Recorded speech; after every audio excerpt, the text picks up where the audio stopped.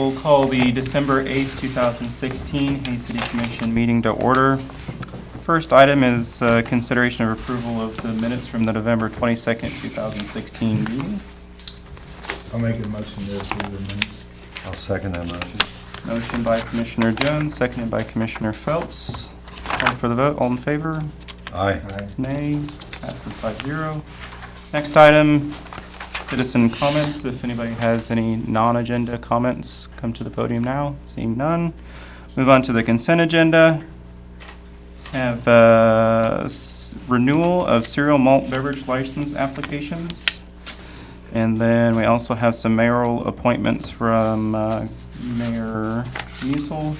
Looks like those are just recommendations, so those will be back on the agenda in 2 weeks. Mr. Chairman, I move to approve the consent agenda as presented. I'll second the motion. Motion by Commissioner Schwaller, second by Commissioner Phelps. All in favor, say aye. Aye. Nay. Passes 5-0. Next item, I skipped right over, didn't I?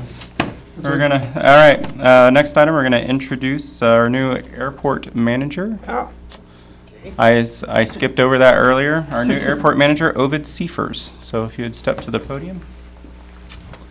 Ovid Seifers, your new airport manager, and I'm very elated and glad to be here. Love Hays, love the area. Grew up near Wilson, first 18 years of my life, so it's like coming home. Very good. Ovid is a name that you don't hear very often, and that's after a Roman poet back about 300 or 400 or 500 years ago. So, 2 towns in the U.S. named Ovid, and grandfather's middle name. So, sure they're different, but it's what you have. It's what you go with. I spent all my adult career between high school. Spent 4 years in the Air Force, South Carolina and Alaska. Went to Kansas City, Missouri. Stayed there for about 38 years and worked for the City of Aviation Department for all that time. At KCI, Downtown Airport, Richards-Cabauer Air Force Base. So various positions, maintenance manager, airport manager, assistant operations manager, general manager, and project manager at the last 3 years. Went from there to Eagle Vale, Colorado. Been out there for about 13 years now, and we are anxious to move back to Hays area. I love the airport management field, always have, always will. Enjoy it here tremendously. A great challenge, small airport, but there are greater challenges than the bigger ones. So I look forward to working with everyone here, and I couldn't be happier than I am right now because I am here. So thank you very much. Everyone's been tremendous. All the directors, co-workers, fellow employees, people of Hays, very friendly, very nice. So it's great to be back. Thank you. We're glad you're here. Glad you're here. Very happy to have Ovid on board. He's done a good job. When did you start? November 7th. November 7th. Okay, I knew it was just the last few days. Thank you, Ovid. Thank you. Thank you. Thank you. Good luck. Next item is emergency snow routes amendment. Chair recognizes. Stop for a second. I just wanted to add, Greg's son, Public Works Director, that Ovid helped us almost immediately right out of the chute. We had a problem with our automatic weather observer station. It went down, and he worked with SkyWest, and we didn't have to go looking all over the region for a weather observer. They were willing to take the weather observations he took, and it saved us a lot of time and effort. So that was a great way to start, and he just, the last couple days, got us through our Part 139 inspection with the FAA, which is an annual process. Very good. So it's Very good. been a great way to start. All right, thank you. Next item, emergency snow routes amendment. Okay.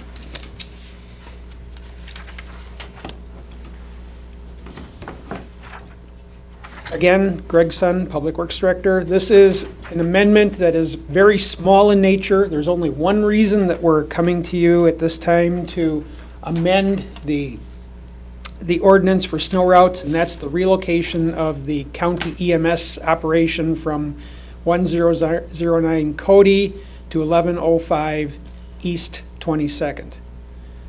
In fact, the garages for EMS still come out onto General Hayes, but that is the official address.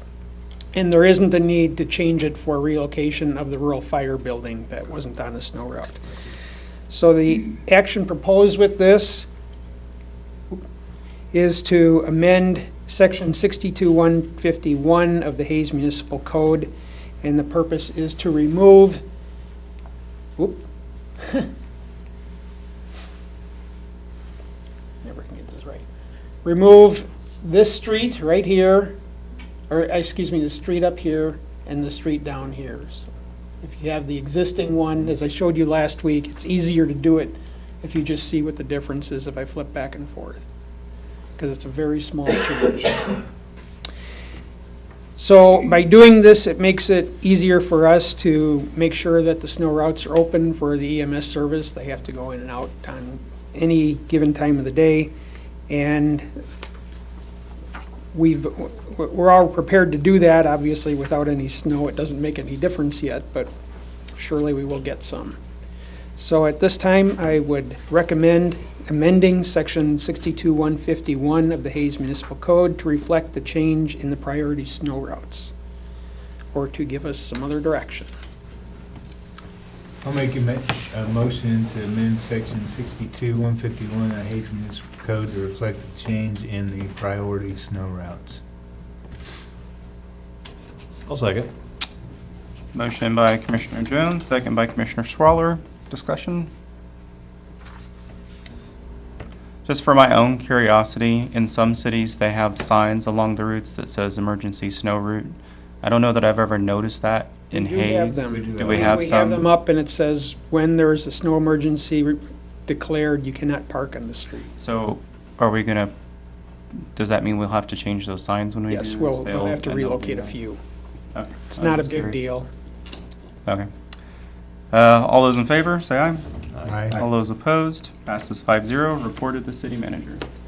I don't have much to report this week. I would add that last Thursday, Melissa Dixon began work as the CBB director, and we're very happy to have her on board. She was planning on being at the meeting tonight, but I found out yesterday she had a child's program, Christmas program, and I told her it wasn't worth missing that to introduce to you, so she's going to come in next week and introduce herself to the commission.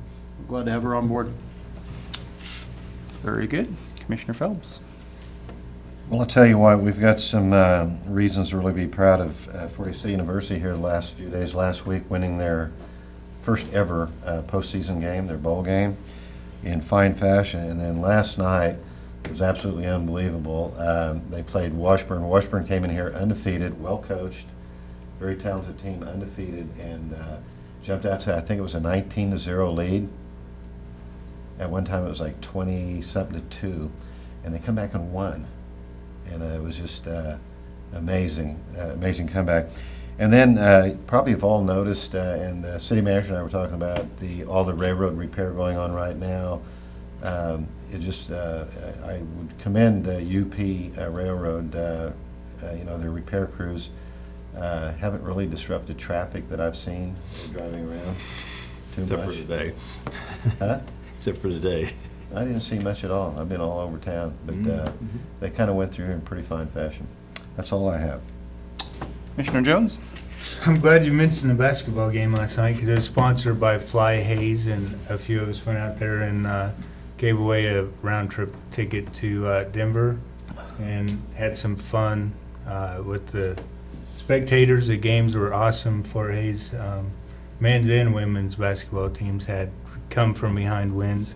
But I actually had a question for the city attorney about why, I understand there was an ordinance passed several years ago about Sunday liquor sales and how that got overturned, and if there's anything we can do to what we need to do to get Sunday liquor sales in Hayes. Yeah, there's a little bit of history, obviously, in Kansas with prohibition, but Ellis County was one that did not opt to be a dry county back way back when they came out of Prohibition, back in the 40s, I think it was. And I don't remember that, but I'm just telling you, that's what I read in my history books. So fast forward to the 2000s, there was a movement to allow Sunday liquor sales, because up until then, counties that were wet still could not have sales of liquor on Sundays, and there are some other holidays that, summer holidays basically, that were, they were mandated to be closed. So the city of Hayes passed an ordinance to allow that, and then there was public pressure or requests to do it. And the statute has a procedure then that if you pass that kind of an ordinance and there's a petition filed signed by 5% of the number of people who voted in the last general election, then that's put on the ballot. It was, I can't remember what year it was. 2004, And in April. and that election, which was not well attended, by the way, we tried to persuade the county clerk at the time to allow a mail ballot election, and for various reasons they didn't do that. So they had an election, and it was oddly timed and not, part of another election. And so in any event, it did fail, or the petition succeeded, I guess, and they overturned that ordinance. And so that's the status of things now. I did, in anticipation someone might ask this question, I did some more research and determined that there's not a prohibition, not to make a pun, against doing it again. In other words, if a commission decided it was going to pass that ordinance, there's no legal reason that you cannot do that. It would then be subject to petition again, and potentially another election. So that's the history of it, and that's where you got to where you are today. So. Well, I think with the sales tax declining and trying to find different ways to do revenue, I know we don't lose a lot of revenue to, say, Victoria or Ellis as far as Sunday liquor sales, but to me, it's kind of hypocritical that you can go into Gella's and you can come out of there with a keg of beer or a growler, but you can't buy it at the liquor store, or you can't buy it at Dillon's or any place that sells liquor. So I think this is something that we ought to look at on a future work session. Thank you. That's all I got. Okay. Commissioner Schwaller. Nothing, thank you. All right. Executive session? No, sir? No? And, Just mention one thing. sure. The railroad crew that's been in town is the one that's replacing ties. There's actually two. One came from Yosemite and one started in Ash and moved east. Tomorrow, the crew that comes in is an entirely separate crew, and they're going to start at Commerce and do 4 separate railroad crossings, and they're going to totally rebuild them. In one case, even replace all of the rail.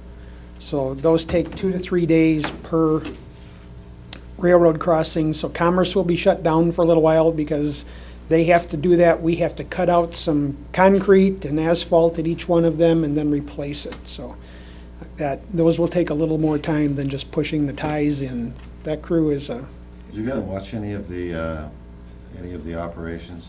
No, I haven't, and I wish I had, because Yes, years ago, I put railroad lines in by hand, so I Yeah. have some We were experience. talking about that today. They've got some great gadgets Mm-hmm. for pulling ties out and spreading the rock and everything. It's kind of interesting to watch, and just constant motions, like everybody's really pretty seasoned veterans out there doing that. Okay. That is it? All right. Meeting adjourned.